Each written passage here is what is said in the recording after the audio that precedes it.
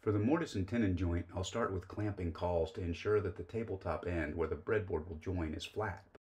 Next, you can see here that I've marked where the breadboard end joint will be and also where the width of the tenon is. And then I've marked where the edge of the router faceplate will be for the bit to cut the tenon and where I'll clamp a straight edge. I'm intentionally leaving the tabletop edge long so that the router face will be supported on both sides for the cut. Next, I'll mark the other edge of the tenon and add a second straight edge. I have these aluminum straight edges, but you can also use a strip of plywood or MDF. I'll clamp these in place and then begin routing the top side of the tenon in multiple passes, cutting about 1/8 inch of material at a time. I measured the thickness of the boards with a caliper and did the math in order to leave a 1/2 inch tenon after cutting on both sides of the table. I'm using a handheld router for this, and that's so handy, and it's become one of my favorite tools because it's so lightweight and easy to handle. At the time of this video, you can find these for around 100 to 150 bucks, and I think it's a worthwhile investment because there's so many uses for it. Go slow and take multiple measurements so that you don't end up removing too much material.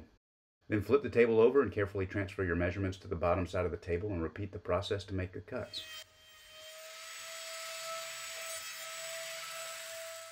Use a circular saw to remove the waste edge of the tenon. And once you've got the tenon cut, we're ready to mortise the breadboard edge.